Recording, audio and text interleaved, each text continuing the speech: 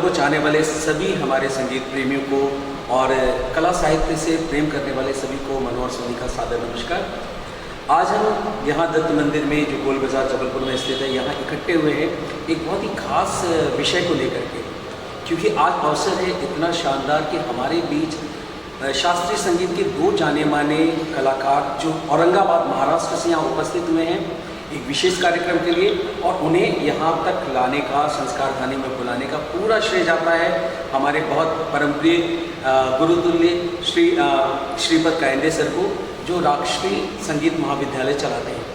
तो आज हमको कल शाम इनका बहुत ही शानदार प्रेजेंटेशन था यहाँ पे, कायंदे सर के गुरुजी की पुण्यतिथि थी। तो आज हम लोग थोड़ा सा सुबह रिलैक्स मूड में हैं।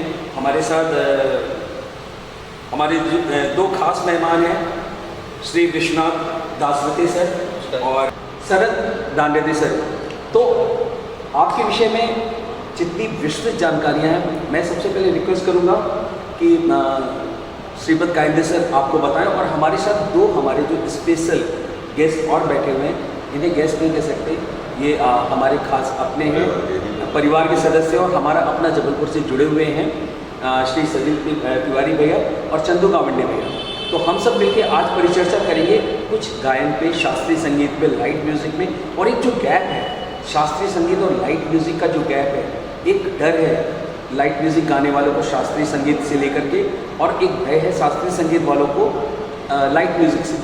इन पे हम लोग कुछ अपने जो प्रश्न हैं उनका उत्तर पाने की कोशिश करते हैं। तो मैं सबसे पहले बात करता हूँ श्रीपद कायंदे सर से कि आज हमारे अतिथियों का परिचय कराएं, और फिर हम लोग इसको विस्तृत परिचर्चा शुरू करेंगे।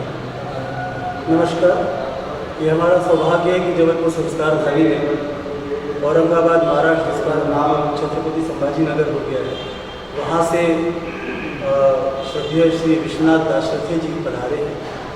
दासरथी जी बचपन से ही काफ़ी छोटी उम्र से संगीत साधना में लगे हुए हैं, और पंडित मधुसूदन कुलकर्णी जी से प्रारंभ करके और अंत में आपने पंडित दिनकर बुआ फणशीकर जी के पास लगभग 14 वर्ष अप्रचलित रागों पर गहन अध्ययन किया। श्रीमती सुचिता बीकर जी के पास आपने ग्वालियर घराने का गहन अध्ययन किया, और अपने आप को संगीत साधना में इतना तपा के, इतना तैयार किया कि आज आप देश के हर भाग में जाके संगीत की प्रस्तुतियाँ दे रहे हैं। और आपका औरंगाबाद महाराष्ट्र में श्री राम म्यूज़िक फाउंडेशन एक बहुत बड़ा संस्थान चल रहा है, जिसमें अनेकों शिष्य तैयार आप कर रहे हैं, और आपके शिष्य भी अच्छी अच्छी जगहों पर प्रस्तुतियाँ दे रहे हैं। जो चर्चा का विषय मनोहर जी ने कहा, तो आपके सिखाए हुए शिष्य AR रहमान तक के ग्रुप में हैं, तो आप इस तरह से शिष्यों को तैयार करें कि शास्त्रीय संगीत का आधार लेके वो बॉलीवुड म्यूज़िक में भी काम कर पा रहे हैं। इसलिए मुझे लगता है कि सबसे योग्य व्यक्ति हमारे बीच में है इस विषय पर बात करने के लिए। और विश्वनाथ दासरथी जी का एक ऑनलाइन गुरुकुल भी है, जो आपने मुझे बताया कि इंटरनेट पर एक पहला गुरुकुल था जिसपे वो ऑनलाइन लोगों को सिखा रहे हैं। लगभग 2001 से यह गुरुकुल आपका चल रहा है, और आप संस्कार भारती से भी जुड़े हुए हैं। महाराष्ट्र के महामंत्री, सह महामंत्री हैं महाराष्ट्र के संस्कार। तो आप इस तरह से सामाजिक सरोकार भी रखते हैं। संगीत में तो आपका जीवन लपा हुआ ही है। और एक विशेष बात है कि एजुकेशन में भी आपने फार्मेसी से ग्रेजुएशन किया हुआ है। तो पढ़ाई, संगीत और समाज सब एक साथ लेके चलने वाले ऐसे विश्वनाथ दासरथी जी हमारे साथ हैं। हमारे दूसरे जो मेहमान हैं, मेहमान क्या हमारे मित्र हैं, श्री शरद दांडगे। शरद दांडगे एक अनोखा व्यक्तित्व है। आपने एक नया प्रयोग किया है तबला वादन के क्षेत्र में।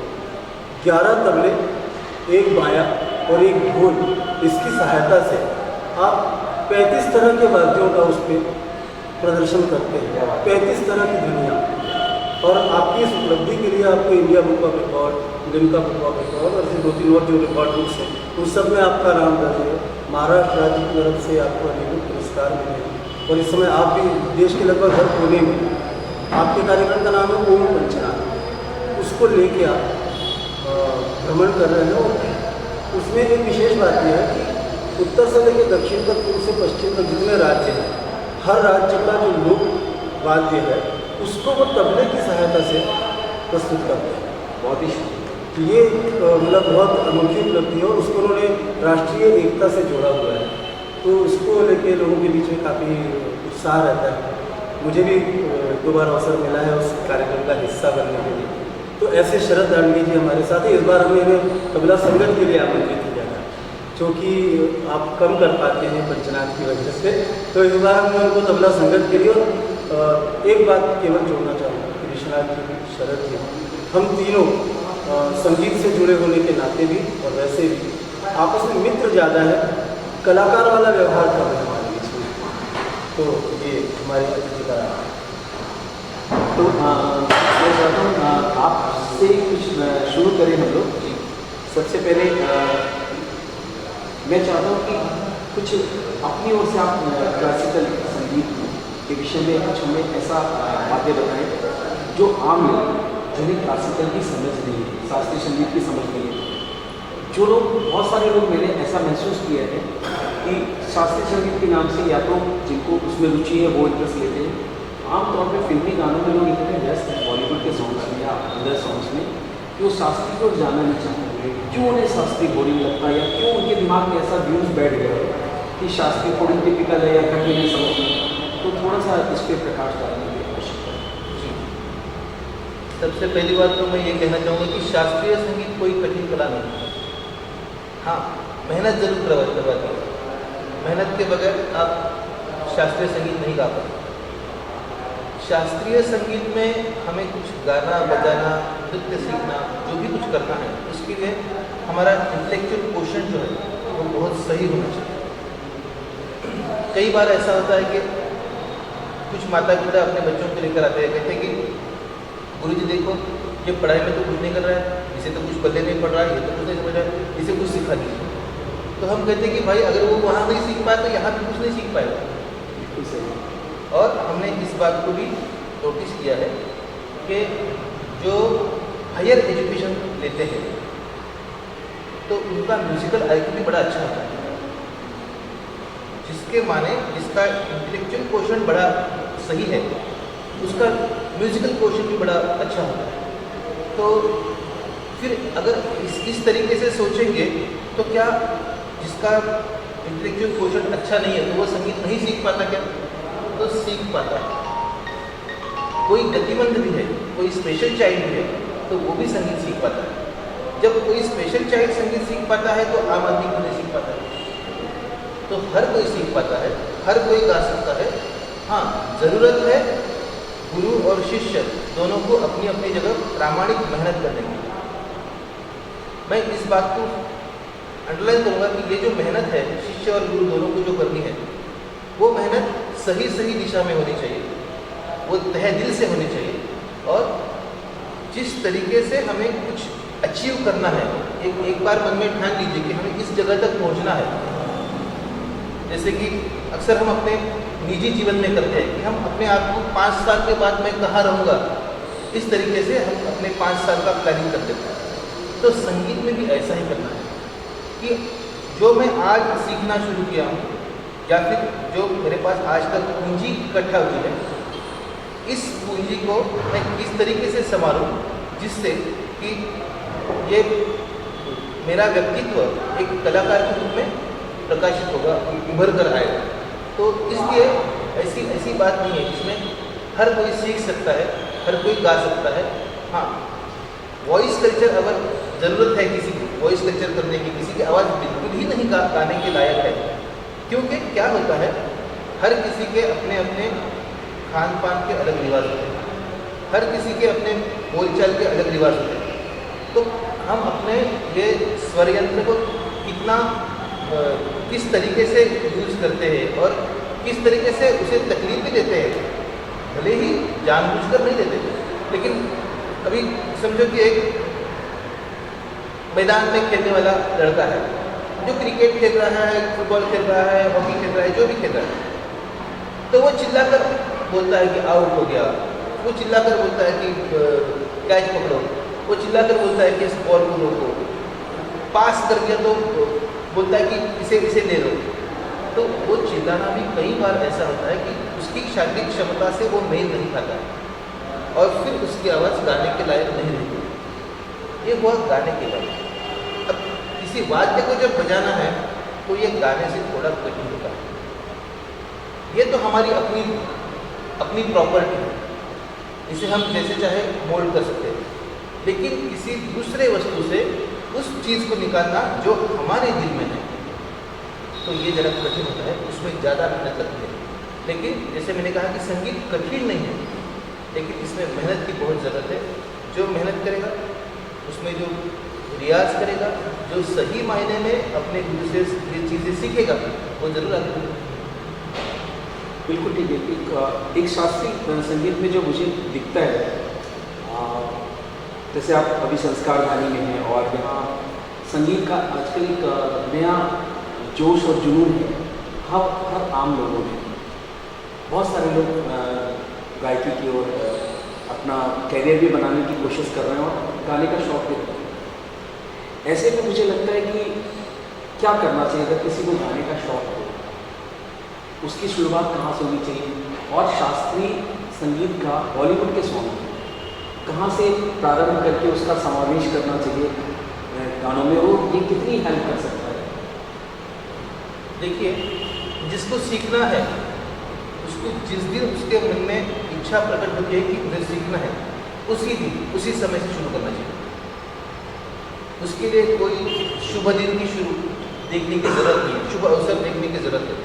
जिस दिन मन में ये उत्कंठा उत्पन्न हुई कि मुझे संगीत सीखना है, उसी दिन उसी समय किसी गुरु के पास आ जाकर आयु भी देखने की बिल्कुल जरूरत किसी भी आयु में नहीं। वो तो सामने नजर आ रहा है कि गुरु जी के 2 शिष्य भी यहाँ बैठे हुए हैं जिन्होंने अब ये पक्का तय कर लिया है कि फिल्मी गानों के साथ साथ ज़्यादा कंसंट्रेशन उनको क्लासिकल में करना है और विधिवत शिक्षा भी ले रहे हैं। तो ये एक बड़ी आप मुझे जैसे आप यहाँ बता रहे ये जबलपुर में संस्कार गानी में आपने संगीत में जो इतनी यहाँ तक पहुँचे, अपना मुकाम जो आपने हासिल किया है, उसके पीछे में आपकी कितना संघर्ष है, इस विषय में भी थोड़ा सा लोगों को पता चलना चाहिए। जी, ये बहुत ज़रूरी है। मैं पहले आपके पहले प्रश्न का उत्तर पूरा कर दूँ, फिर इस प्रश्न पे आऊँगा। तो रही बात फिल्मी संगीत में शास्त्रीय संगीत के अंतर्भाव से, तो हमारे जितने पुराने संगीतकार थे ये सब शास्त्रीय संगीत सीखे हुए थे। कोई तबला बजाता था, कोई शास्त्रीय गायन सीखा हुआ था, और ना कि वो शास्त्रीय संगीत सीखे हुए थे, बल्कि उनकी अंदर से एक उनको आत्म प्रेरणा थी। इस आत्म प्रेरणा से उन्हें इस संगीत को लेकर दोनों संगीत के मिलाप का जो एक हुनर हासिल हुआ था, तो उस हुनर के चलते उन्होंने बहुत अच्छा संगीत दिया।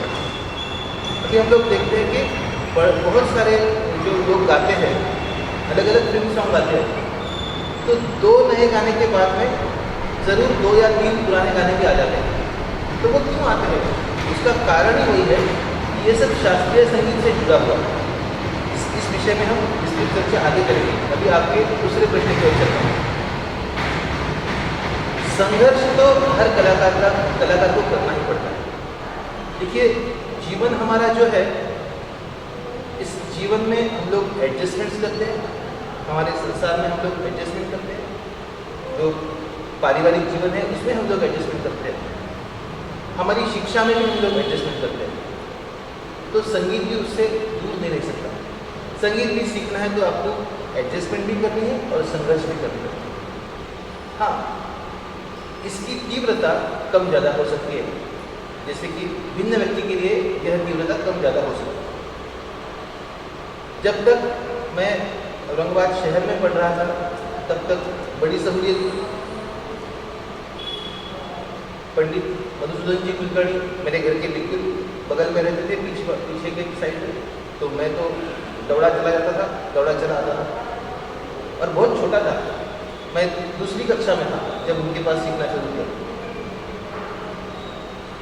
तानपुरा ऐसा रखते थे क्योंकि उसको खड़ा मैं पकड़ नहीं पाता था, तो वो ऐसा जब बजाता था तो मेरे नाक के सामने वो तारा आ जाती थी। मैं बहुत छोटा था, तो वो ऐसे ऐसे करके मैं बजाता था, और गुरुजी उनके एक बड़े से आसन पे ऊपर बैठे रहते थे, तो ऐसा उनको देखकर मैं सीखता था।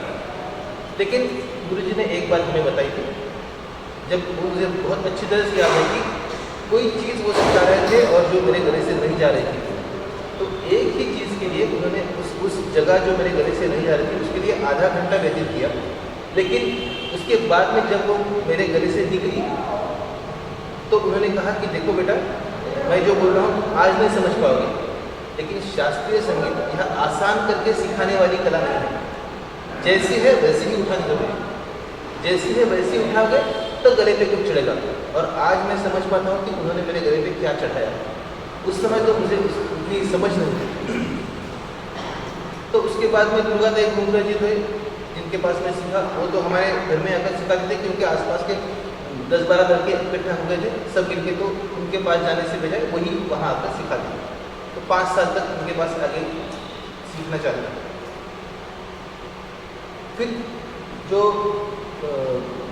लड़के होते हैं तो लड़कों में एक बात है कि उनकी आवाज़ बदल जाती है उम्र के हिसाब से, और ये प्राकृतिक है, इसमें कोई गलत बात नहीं है। ये प्रकृति है कि आपकी आवाज़ एक विशिष्ट उम्र में बदल जाती है। उस समय रियाज की बहुत ज़रूरत होती है और उस समय अच्छे गुरु की भी बहुत ज़रूरत है। मैं ये नहीं कहता कि कोई गुरु अच्छा है, कोई गुरु अच्छा नहीं है, लेकिन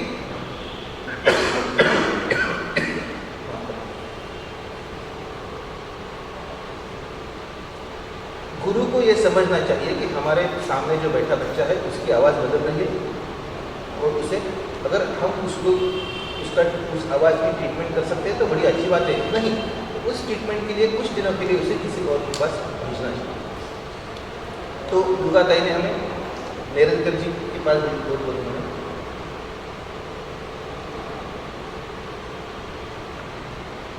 पंडित नाथ नेरलकर जी के पास उन्होंने मुझे भेजा, जिनके पास मैं 13 साल तक गुरुकुल पद्धति से सीखा।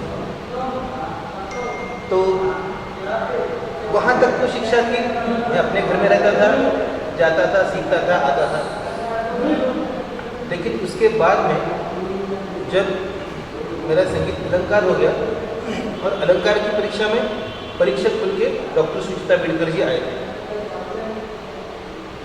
तो उन्होंने हमारे नेरलकर गुरु जी से कहा कि ये बच्चा मेरे पास भेज दो, इसके गले में हमारी ग्वालियर वाली गायकी है, ये गाता है लेकिन आपकी गायकी नहीं गाता है, हमारी गाता है, इसे हमारे पास भेज दो, हम इसे अपनी तरीके से तैयार करेंगे।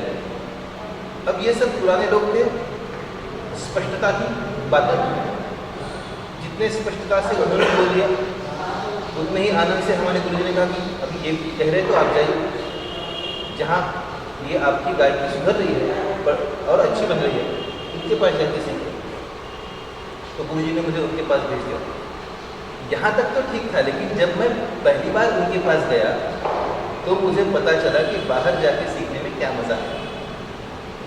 इसमें मज़ा भी बहुत है और संघर्ष भी बहुत है, क्योंकि उस समय मैं फाइनल ईयर में था शायद, और नौकरी भी लग चुकी थी, और सैटरडे संडे जाया करते थे, और बाहर की दुनिया कभी देखी नहीं।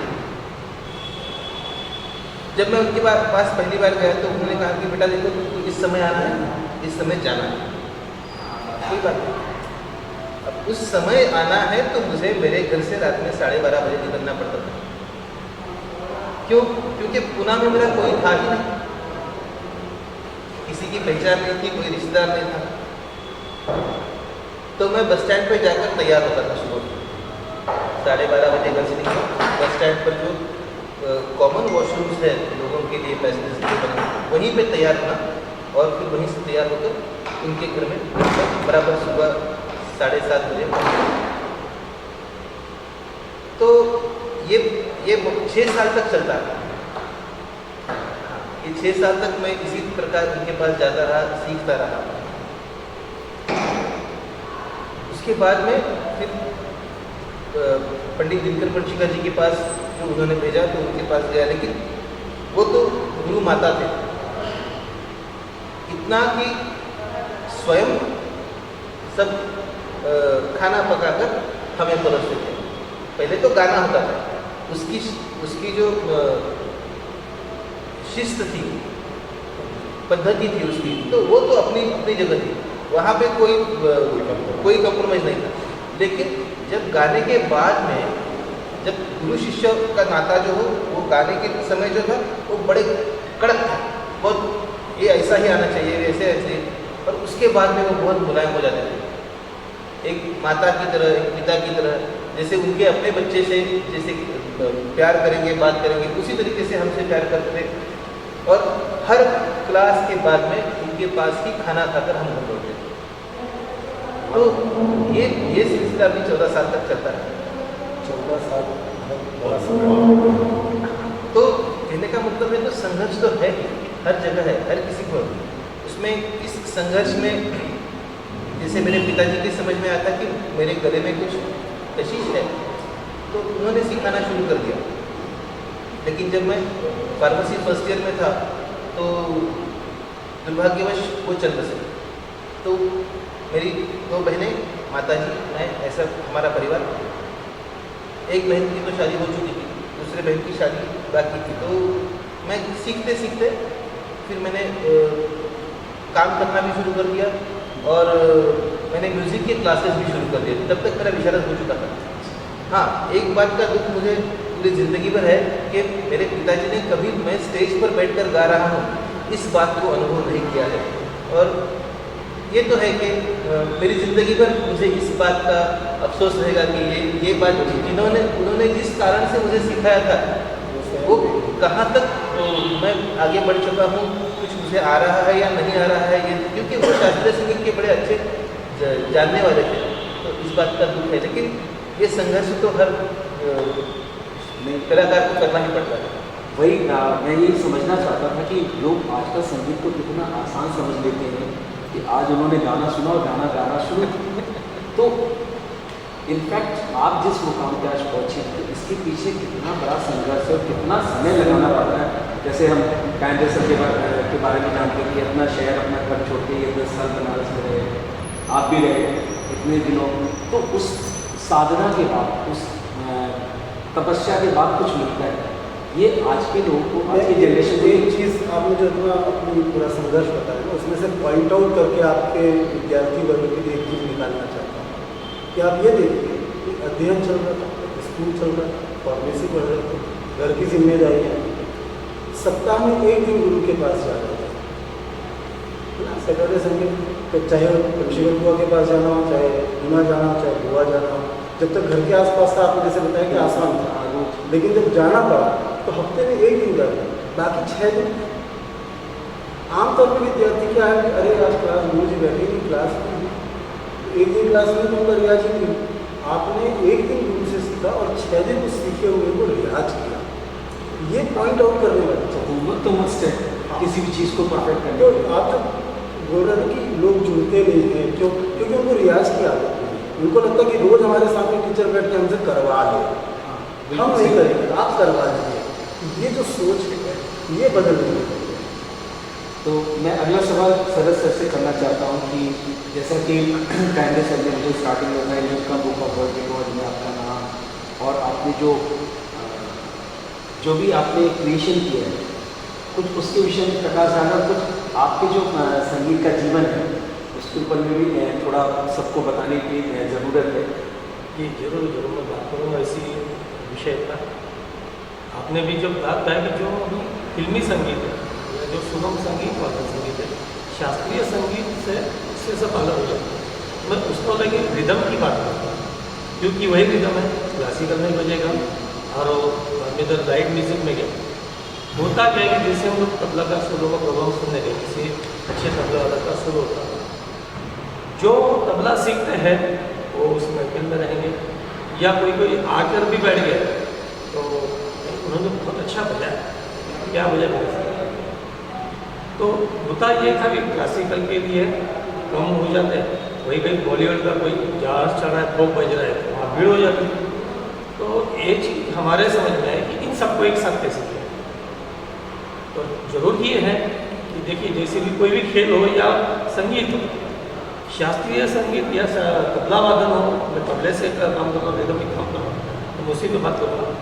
ये चीज़ यानी वार्म अप, ये व्यायाम जैसे शरीर, चाहे क्रिकेट खेलो चाहे कोई भी गेम खेलो, उसके पहले शरीर को व्यायाम दो, उसी प्रकार शास्त्रीय संगीत का भी गले को व्यायाम जरूरी है। उसके बाद आप बॉलीवुड संगीत गाइए, जो भी गाना गाइए, ये व्यायाम। ये अगर कम होता है आप वहाँ ठीक नहीं पाओगे।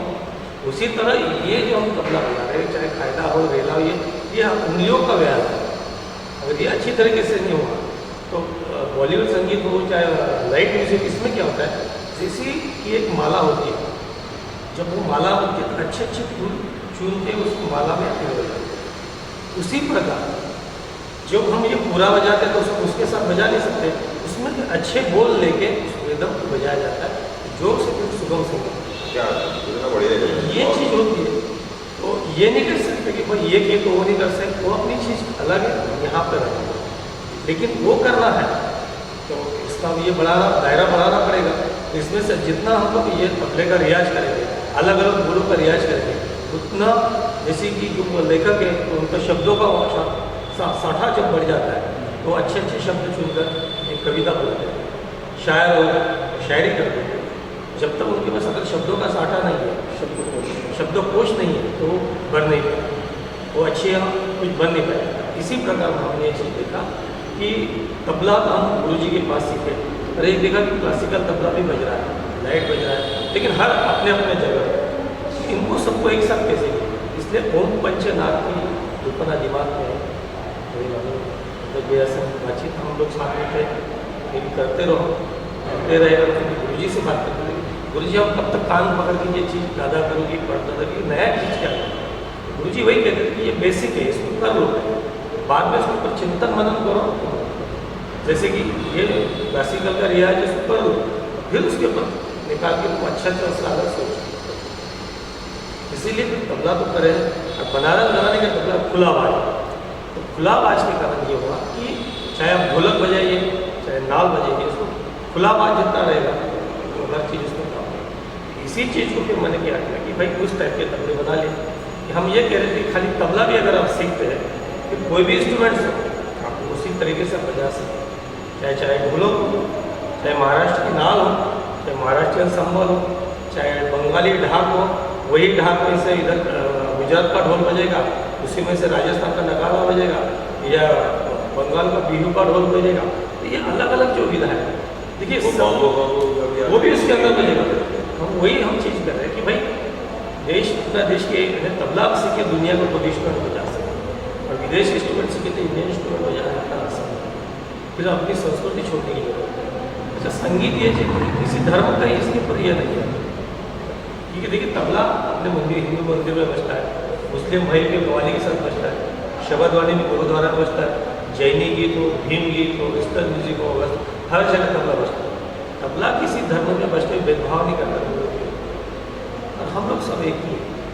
ये भावना लेके सबके लिए आप इसीलिए अलग अलग स्टेट के इंस्ट्रूमेंट्स तबले में ला के उसके ऊपर उसका अध्ययन करके उसका साउंड के ऊपर जाए। क्योंकि देखिए महाराष्ट्र के नाम हर जगह ज़्यादातर देखिए केरवा ज़्यादा पे काम है, लाइट म्यूजिक भी देखिए केरल बहुत ज़्यादा हुआ था, रूपक पे आ जाता है, गज़ल में हो या आपकी सुगम संगीत में हो रहा है, लेकिन सबसे ज़्यादा केरवा ज़्यादा हर जगह ज़्यादा कहाँ तो अलग अलग जगह खाली क्या बजाने का स्टाइल उसका अलग है, उसकी मात्रा में जो एक्सेंट दिया जाता है वो अलग अलग है। तो बस उसको तबले में से कैसे आएगा, ढोलक में से कैसे आएगा, ये चीज़ का मैंने अभ्यास करने की कोशिश की। तो आप सभी के आशीर्वाद से हो, चाहे जो गुरु के आशीर्वाद, माता पिता के, सबकी शुभकामना भी करा, तो एक चीज़ बन गई। इसके अंदर मेरा तो कोई ये बस उनका आशीर्वाद था कि ये चीज़ बन जाए। तो इसीलिए कि मैं जब तबले का शुरू करता हूँ, पहले पुरातन जैसे पखावज है, फिर बाद में तबला आता है, फिर मृदंगम आता है, ये शास्त्रीय संगीत है। फिर बाद में ढोलक की तरफ फोक आ गया, फिर महाराष्ट्र के नाम की तरफ गया, फिर बंगाल का फोक हो गया। तो ऐसे धीरे धीरे यानी जो शास्त्रीय संगीत वाला भी वो भी बैठा रहे, फोक वाला है वो भी बैठा रहे, उसके अंदर से वेस्टर्न रिदम भी बजते वो भी बैठा रहे, यानी इस महफिल से कोई ना हो। ये मेरी कोशिश है। इसीलिए क्या हुआ पूरे देश को और पूरी संस्कृति को एक साथ जोड़ने की कोशिश की। अपने आप इसमें एक चीज़ मैं पॉइंट आउट कर रहा हूँ, जो हमारी परिचर्चा का बेसिक विषय है कि शास्त्रीय संगीत और बॉलीवुड या लाइट म्यूजिक के बीच में, तो आपने एक तबले से हर तरह के वाद्य का सृजन किया, ऐसा हम कह सकते हैं, साउंड निकाला। तो इसको अगर हम कहावत में देखें तो हमारे यहाँ कहावत है, एक साधे सब सदे, ऐसा है। आपने बताया कि बहुत अच्छे तरीके से बताया कि आप क्लासिकल का रियाज करते हो, उसमें से चुनिंदा चीज़ों को लेकर लाइट म्यूजिक करते हो। ठीक वही चीज़ गाने में। अगर आप शास्त्रीय संगीत, अगर मैं सही करूँ कि शास्त्रीय संगीत आप सीखते हो तो आपको लाइट म्यूजिक गाना आसान होगा आगे जाके। ये हम लोग का अनुभव है। और ये आप अभी हम लोग 5 साल से मतलब फिल्मी गाने गा रहे हैं और शास्त्रीय लेकिन अभी गाने जो 2-2.5 महीने से जो मैं गाने लगा वो अलग मतलब पहली बार सर ने बताया कि ये सारे गाँव का इनके शुरू किया और वो अभी हमको 8 महीने हो जाता है। तो उस प्रैक्टिस के बाद अभी हम लोग देख के गाने में जो मुड़कियाँ हैं या जो रात है हम प्रॉपर हो क्या आप तबला हो जाते हैं तो मैं आपसे एक सवाल करना चाहता हूँ। 4-5 प्रकार के वाद्य होते हैं। ये चर्म वाद्य हो गए जिनका आपने जिक्र किया, कुछ तार वाले होते हैं, वीणा सितार ताल, कुछ हाथ से बजाने वाले होते हैं जैसे हारमोनियम, एक्कॉर्डियन, पियानो, बैंजो, नाम तो दुनिया में नहीं है, और कुछ मुंह से बजाने वाले होते हैं, मौसम है, शहनाई है, फ्लूट है। तो किसको आप समझते हैं कि आसानी से सीखा जा सकता है? देखिए जैसे बताया सर कि ये अगर दिल से कोई चीज़ सीखना चाहे तो वो तो चाहे तो आपको बहुत जल्दी आए, अगर उसके ऊपर रियाज नहीं करेगा तो कोई आप किसी भी चीज़ का रियाज करिए। जो कहते हैं ना, रियाज जो रियाज करेगा वही राज करेगा। तो अगर वो राज कर रहा है तो कोई भी चीज़ उसका आपको अभ्यास करना चाहिए। सेक्सोफोन बजाना कितना कठिन है और कितने समय में सीखा जा सकता है? ये समय की परिभाषा नहीं है। क्यों कि हर किसी का, जैसे सर ने बताया, हर किसी का IQ पॉइंट अलग अलग है। तो किसी को 1 दिन में आएगा, किसी को 10 दिन में आएगा, किसी को महीना भर में आएगा, किसी को सालों साल भी किया तो समझ। तो जो जैसे ही उठाएगा तो कला जो है ये लेनी नहीं पड़ती, ये उठानी पड़ती है। गुरु आपके सामने देता है। जैसे कि आप किसी सामने स्वीट लेके जाते हैं तो स्वीट में से आपको क्या उठाना है कि जो आपकी तबीयत को भी सही रहेगा। अब जैसे आप उठा, उसी तरह वो चीज़ है कि आप संगीत में है कि क्या उसमें से उठाते हैं। गुरु ने तो आपको बात दे दिया, ये सुर है, ये है, आप उसमें से क्या लेते हैं। क्योंकि हर शिष्य, जैसे गुरु जी के पास, आपके पास भी अलग अलग शिष्य सीखते हैं, हर शिष्य, हर राग कोई हर अच्छा, हर किसी के गले से नहीं निकलती। तो गुरु वही उनके गले की पहचान करवाता है कि किसके गले से क्या अच्छा निकलेगा, कौन अच्छी तान किसी ले रहा है। तो कोई लय करेंगे तो किसका ध्यान है। तो ये गुरु पहचान के फिर उसको मतलब आपका सारी है कि ना कोई चीज़ कठिन है, ना करने वालों के लिए सब ये है, ना करने वालों के लिए सब। करने वाले के लिए धीरे धीरे आसान हो जाएगी। जैसे मैं बैठा हूँ, हमारे जन्नू भाई बैठे, हम दोनों ही थोड़ा बहुत हमारा बजा लेते थे। फिर नौकरी पानी में आ गए तो वो भी PhD में इंजीनियर थे, मैं फार्मास्यूटिकल सेल्स में था और इंडिया सेल्स मैनेजर तक रहा हूँ। टाइम ही नहीं मिलता था, मोस्ट ऑफ द नाइट जो है उनको ट्रेन में कटती, वो सब छूट छाट गया। फिर से जरा जॉब में लगा है, गुरु जी सामने बैठे कुछ सीखने की कोशिश कर रहे हैं। बस यही है, जब तक अपने सुर शरीर में प्राण है, ये सुर ताल लय शरीर का चल ही रहा है। जिस दिन ताल बंद होना तो होता है। हम लोग ये साधना मुमकिन नहीं कर रहे। इसी के लिए मैं एक जो अपना बेसिक चर्चा थी उसके विषय में एक बात ये कि आप अनुमोदन चाहता हूँ, मतलब विवरण चाहता हूँ कि जैसे आप यहाँ से शुरू करने के बाद शास्त्रीय संगीत को हम बॉलीवुड म्यूजिक या लाइट म्यूजिक में समावेश कर सकते हैं या उसका इस्तेमाल कर सकते हैं। तो आपसे और अलग से चर्चा जैसे आपने कहा कि किस राग का किस गाने में उपयोग है, ये एक बहुत अलग और लंबा विषय हो जाता है। उसके लिए शास्त्रीय संगीत वाले के साथ बड़ी दिक्कत ये होती है कि वो फिल्मी गाने सुनते कम हैं, उन्हें अवसर नहीं मिलता, वो अपने रियाज में इतने लगे रहते हैं, वो बॉलीवुड सुनते हैं। तो मेरा अपना एक अनुभव मैं बताता हूँ, जितने समय से सीखते सिखाते गाते बजाते कि यदि आपने पहले से तय कर दिया कि मुझे फिल्म संगीत में जाना है या गज़ल गानी है या भजन गानी है, फिर भी आपको शास्त्रीय संगीत का आधार चाहिए। चीज़ बहुत ज़रूरी है। और मेरा जो अभी तक का अनुभव है कि आप बेसिक 15-20 राग अगर थोड़ा बहुत रियाज कर लेते हैं, तो गंभीरता की बात नहीं है, थोड़ा बहुत भी रियाज कर लेते हैं तो फिल्म गाने के लिए आप थोड़ा तैयार हो सकते हैं। आप कैसे कोई भी गाना जब हमको गाना है तो ये गले का उस गाने के लिए तैयार होना बहुत ज़रूरी है। और अक्सर जो गाना सीखता है वो एक गलती ज़रूर करता है। देखिए, मैं बड़ी जिम्मेदारी के साथ ये बात कर रहा हूँ। जैसे मैंने समझो गाना शुरू कर दिया और मुझे गुरु जी ने अलंकार सिखा दिया, तो मैं सोच रहा हूँ कि ये अलंकार तो हो गए, ये 10-12 पता हो गए, अब मैं राग कब सीखूंगा। और जैसे ही गुरु जी ने मुझे राग सिखाना शुरू कर दिया, मैं अलंकार की प्रैक्टिस करना बंद कर देता। और यही कारण है कि गुरु जी उसको राग जल्दी से नहीं सिखाते, क्योंकि हर अलंकार गायकी के एक अंग को हमारे गले पे चढ़ाता है। तो हम गुरुओं की भी जिम्मेदारी बनती है कि शिष्य से ये बात खुलकर कहते कि ये किसी को आपको महीना भर गाना है, 2 महीने गाना है, 4 महीने गाना है, और जिंदगी भर जब तक गाओगे पहले अलंकार गाना है, बाद में किसी राग को हाथ लगाना है। क्योंकि जो चीज़ उन्होंने गले पर चढ़ाने के लिए उस अलंकार की रचना की है। अब गुरु जी की जिम्मेदारी कहाँ है, यहाँ कैसे आके देखिए, हर शिष्य की अपनी अपनी मर्यादाएं होती है। वो उसकी शरीर की मर्यादा हो, उसकी सांगीतिक समझ की मर्यादा हो, या उसकी समय की मर्यादा, जो भी हो, तो उस हिसाब से गुरु जी उसको अलंकार देते हैं। समझो एक शिष्य को 5 अलंकार दे दिए, दूसरे को 15 दे दिए, तीसरे को 2 ही दे दिए, चौथे को 25 दे दिए। तो क्यों दिए हैं? कि उसकी जो अपनी क्षमताएं हैं, उस क्षमताओं को देखकर उस पर गुरु जी का स्वयं अभ्यास हुआ है, चिंतन हुआ है। फिर गुरु जी ने सोचा है कि इसे इस दिशा में ले जाना है, इसे इस दिशा में ले जाना है, और इसे यहाँ से सीधा ले जाना है। तो इसलिए अगर गुरु जी उसे बताएंगे शिष्य को कि देखो आपकी आवाज़ की ये मर्यादा है और आपको इस दिशा से जाओगे तो ये आसान हो जाएगा, और जब तक आपको इस गाने इस अलंकारों का रियाज करना ही है। तो शास्त्रीय संगीत ये चीज़ है कि जो हमारे गले पे कुछ चीज़ें चढ़ाती है। ये अलंकार उसका बेसिक सब स्ट्रक्चर है। जो बेस पक्का बन जाएगा तो उसके ऊपर कोई भी बिल्डिंग खड़ी हो सकती है। फिर वो बिल्डिंग चाहे शास्त्रीय संगीत की हो, चाहे गज़ल की हो, चाहे सुगम संगीत की हो, चाहे नाट्य संगीत की हो, चाहे हवेली संगीत की हो, चाहे उपशास्त्रीय संगीत में कुंडी, टप्पा, होरी, कजरी, चेकी, झोला, सावन, पान जो भी है, तो वो एक बार नींव पक्की हो गई तो फिर ऊपर इमला जो बनेगा वो सही बनेगा। तो इसलिए ये बहुत ज़रूरी है कि शास्त्रीय संगीत की जो बेसिक शिक्षा है वो हर चीज़ गाने वाले को लेनी ही चाहिए। ये मेरा अपना निजी मत है। बिल्कुल सही, मतलब जो आप ले रहे हैं आप उस पर समझ जी बहुत समझ करते हैं।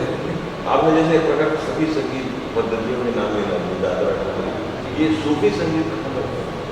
सूफी संगीत ये लोक संगीत में आता है।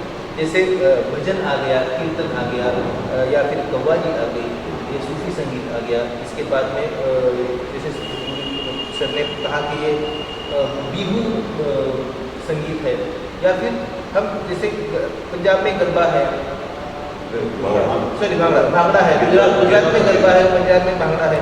ईश्वर की तो लोगों ने आपस में बैठकर एक कोई चीज़ बना ली। जैसे हमारे महाराष्ट्र में भारूड होता है, जो तो कोई चीज़ इकट्ठा बैठकर शुरू कर दी जिससे आम आदमी का मनोरंजन होता है, और उसी चीज़ का फिर उपयोग करके समाज को सुधारने का काम संगीत करता है। तो ये संतों का काम है। संतों ने संगीत का माध्यम चुना है, और ये सारी लोक कलाएँ चुनी हैं जिसके माध्यम से संतों ने समाज में अच्छी चीज़ें पिरोने का काम किया। आपने कहा कि शास्त्रीय संगीत मतलब लोग सीधे गाना चाहते हैं, शास्त्रीय संगीत नहीं सीखते। मैं ये जानना चाहता हूँ कि क्या ये डिसाइड करना पहले से सही है कि मैं बॉलीवुड गाऊँगा, मैं गज़ल गाऊँगा, या कुछ समय सीखने के बाद तय करना चाहिए कि हम क्या? लक्ष्य ज़रूर होना चाहिए। लक्ष्य के बगैर हमारा जो सफ़र है वो शायद भटक सकता है। लक्ष्य ज़रूर होना चाहिए, लेकिन जिस समय हमें अपनी मर्यादाओं का ज्ञान हो जाता है तो उस समय ज़रूरत पड़ने पर हमें लक्ष्य बदलना भी चाहिए।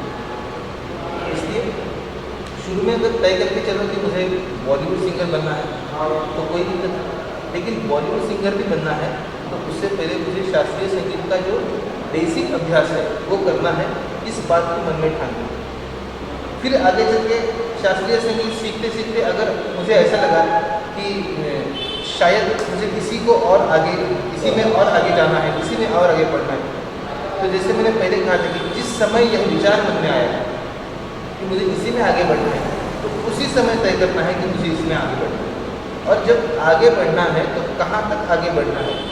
जैसे कोई सुगम संगीत सीखने वाले लोगों में हमने पाया है कि कोई 2 गाने सीखता है, बोलता है कि बस मुझे 2 ही गाने सीखना है। कोई 10 सीख लेता है, बोलता है बस मुझे 10 ही सीखना है। कोई 50 गाने सीख लेता है, फिर भी बोलता है कि नहीं मुझे और सीखना है। तो कहाँ रुकना है, यह हर कलाकार की अपनी अपनी सोच है कि मुझे कहाँ तक सीखना है, मुझे कहाँ रुकना है। और उसमें जब रुकना है या कोई निर्णय करना है तो उसमें उसने स्वयं को प्रश्न पूछना चाहिए कि मुझे क्यों रुकना है, या मुझे जो मैं बॉलीवुड सिंगर बनना चाहता था अभी शास्त्रीय संगीत में पड़ गई है, क्या कारण है। इस विषय में उसको चिंतन करना चाहिए। उसको अगर अपने अंतर्मन से उसका सही जवाब मिल जाता है तो उसी दिशा में उसमें काम करना चाहिए। लेकिन किसी भी संगीत को सीखने के लिए, जैसे सर ने अभी प्रश्न पूछा कि क्या हमें अपना लक्ष्य तय करना जरूरी है, तो हाँ जी बहुत ज़रूरी है, लक्ष्य तय करना जरूरी है। इसमें एक और बात भी है कि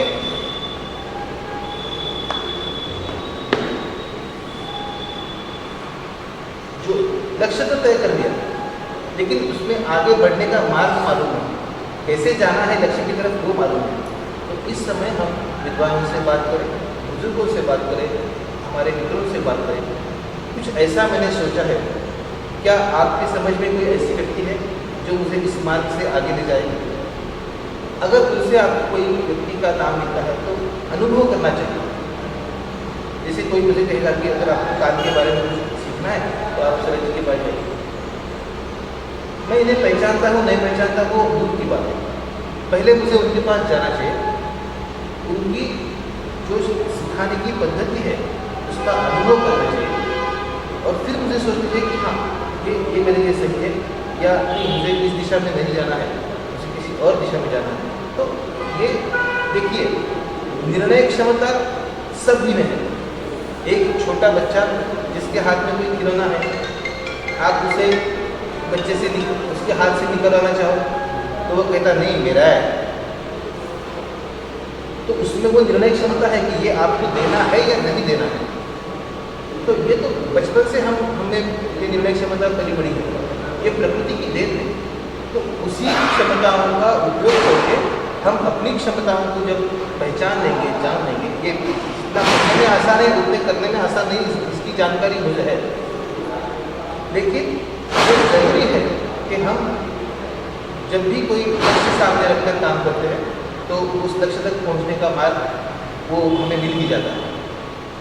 एक बात तो तय है कि अगर किसी को भी संगीत का शौक है या कुछ गाने का मन करता है, भले वो फिल्मी गाना सुन के ही आपका गाने का मन करता हो, लेकिन एक चीज़ बहुत ज़रूरी है कि उसकी बेसिक नॉलेज, जैसे अंग्रेजी बोलना है तो आपको ग्रामर सीखना ही पड़ेगा। ग्रामर का बिना नॉलेज के आप अंग्रेजी अच्छा नहीं बोल सकते।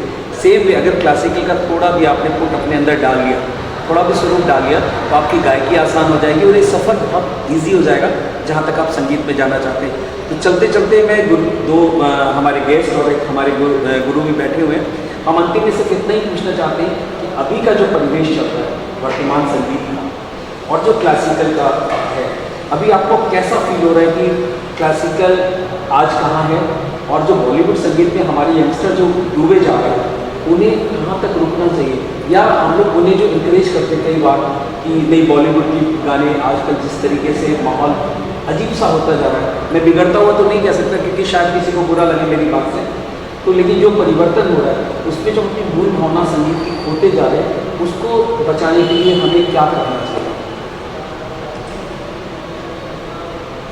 जैसे हमने कहा अभी कि हमने जो कहा कि अभी जो नई पीढ़ी का जो, लेकिन जहाँ तक देख रहे कि आजकल जो पहले जो संगीत था सीखने के लिए दूर दूर कहीं गुरु के पास जाके रह जाना पड़ता है, गुरु शिष्य परंपरा इसके बच्चे, तो उस कारण ये हो जाता है कि फिर उसको रिटर्न आने का कोई चांस नहीं, क्योंकि अगर आप छोड़ देगा तो वहाँ घर का रहेगा घाट का, इस तरह से हो जाता है। लेकिन आज के समय में कि चाहे आप मोबाइल में से देखिए हर जगह की चीज़ उसको वहाँ सीखने मिलती है, बस उसने उस चीज़ का अच्छे से यूज़ करना है, आगे चलना है। और बच्चे अच्छी तरह से बहुत बढ़िया ब्रिलियंट बच्चे हैं, तो मुझे नहीं लगता कि कोई शास्त्रीय संगीत की अभी हानि होने वाली है, क्योंकि अभी प्रसार भी उतना हो रहा है। पहले की तुलना में अगर आज देखा जाए, पहले कितने गाने हो रहे थे, आज के समय में कितना है, पहले कितना प्रसार प्रचार हो रहा है कि आज अगर लोक संख्या बढ़ रही है तो गाने वालों की भी संख्या बढ़ रही है, चाहे फिल्मी संगीत की बढ़ रही है तो क्लासिकल वालों की भी बढ़ रही है। आजकल नए बच्चे भी आप देख रहे हैं बजा रहे हैं अच्छे अच्छे तरीके से, कठिन कठिन चीज़ आराम से निकल कर जाए। जिस चीज़ के लिए हम लोगों को पहले कैसे, जैसे कि हमारा एक आधा फिल्मी गाना पहले कैसे सुन से एक एक पॉइंट बिठाना उसका पड़ता है। आज देखिए हर किसी को ट्रैक मिल रहा है, रिदम के साथ आप ट्रैक पे गा रहे हैं तो आपको रिदम, चाहे ढोलक वाला हो, चाहे सिंग वाला हो, चाहे वॉल्यूम, किसी को बुलाने की जरूरत नहीं, एक ट्रैक लगा के आप बस उसके साथ गाते जाइए। तो ये सहूलियत होते जाएगी। तो इसी के कारण हम चाह रहे हैं कि मुझे नहीं लगता क्लासिकल एक अपनी जो ये अपना काम निभा रहा है, लाइट म्यूजिक अपना काम निभा रहा है, तो उसके लिए जो वहाँ के लिए चाहिए लाइट म्यूजिक के लिए तो क्लासिकल में से जा ही रहे हैं। नए नए बच्चे उभर के वहाँ आ रहे हैं और क्लासिकल में भी निकल रहे हैं। तो मुझे नहीं लगता कि भारत का भविष्य कुछ खराब है संगीत के बारे में। क्लासिकल संगीत पहले भी था, आज भी है, क्योंकि जिस दिन ये संगीत खत्म होगा उस दिन अपना देश खत्म होगा, क्योंकि ये संगीत है और रहेगा। जैसे आपने पूछा कि बॉलीवुड में यंगस्टर्स का इंटरेस्ट ज़्यादा है, तो उसका कारण है उसका रिदम और कम समय में बहुत कुछ कहने की जो उसमें कला है उस संगीत में। जैसे कि तुम मिले दिल मिले और जीने को क्या चाहिए, तो ये तो उनकी प्राकृतिक भावना है जो उस एक ही लाइन में वो व्यक्त कर सकते हैं। तो इसलिए उनका उसकी तरफ जो लगाव है वो हो सकता है। लेकिन ये जो यंगस्टर्स की जो अभी आने वाली ये जो पीढ़ी है, ये जो अभी पढ़ने वाली जो पीढ़ी है, ये बहुत भाग्यशाली है, क्योंकि वो शास्त्रीय संगीत का भी उतना ही अभ्यास करते हैं, वो बॉलीवुड सॉन्ग भी उतना ही सीखते हैं। जैसे तिवारी जी ने कहा, वो सूफी सॉन्ग भी उतने ही सुनते हैं, वो गज़ल भी सुनते हैं, वो नाट्य संगीत भी सुनते हैं, वो हर चीज़ सुनते हैं, वो कव्वाली भी सुनते हैं। और जो जैसे जैसे सुनते हैं तो वो अपने आप को एक प्रगल्भता की ओर लेके जाते हैं। देखिए हर कलाकार प्रतिभा को ढूंढता चला जाता है, और ये जो नई पीढ़ी के बच्चे हैं तो इनमें प्रतिभा है, उन्हें सिर्फ संवारने की ज़रूरत है। तो इसे कैसे संवारें? जिसको जिस दिशा में गति है उसे उस दिशा में चलने दो, वो अपने आप संवर जाएगी। वो संवर रहा है खुद होकर, हम उसे सपोर्ट करना हमारी जिम्मेदारी है, ना कि उसे उस दिशा में से खींचकर इस दिशा में ले जाए। ये जरूरी नहीं है, वो भले जिस दिशा में उसकी रुचि है उसी दिशा में बढ़े। हमको ज़रूरत है कि उसे संवारें, उससे आगे बढ़ने की जो ताकत है वो हम उसे प्रदान करें। जो समझ शास्त्रीय संगीत की इन बच्चों में है, जो नई पीढ़ी में है, जैसा अभी सर ने भी कहा कि ये बच्चे एक हम नेक्स्ट जनरेशन जो है वो अक्सर इंटेलेक्चुअल लेवल में आगे चलती है। तो इसी को हम लोग मानना ज़रूरी है, हम लोगों ने मानना ज़रूरी है। और ये जो आगे बढ़ने वाले बच्चे हैं तो ये संगीत की धरोहर को संभालने के लिए सक्षम है, वो फिर शास्त्रीय संगीत हो, वो चाहे फिल्मी संगीत हो। इस धरोहर को संभालना, संजोना और आगे की पीढ़ी को संक्रमित करना, इसलिए ये जो नई पीढ़ी है ये सक्षम है, ऐसा मैं मानता हूँ। कोई मतलब इसके बाद बचा नहीं, इतना विस्तार में आपने समझा दिया है। मैं भी इस बात को एकदम एग्री करता हूँ कि शास्त्रीय संगीत था, है, रहेगा, और जिस दिन ये नहीं रहेगा उस दिन संगीत नहीं रहेगा।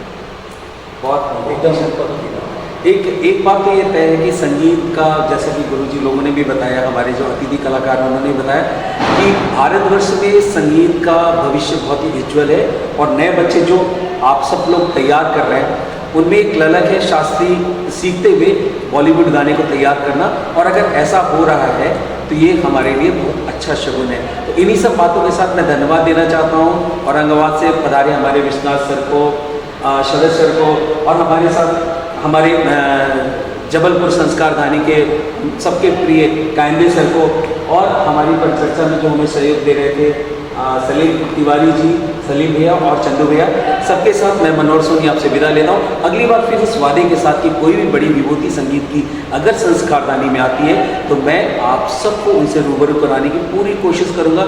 इन्हीं उम्मीदों के साथ देखते रहें और सब्सक्राइब करें हमारा चैनल, हमारा अपना Jabalpur. Thank you so much.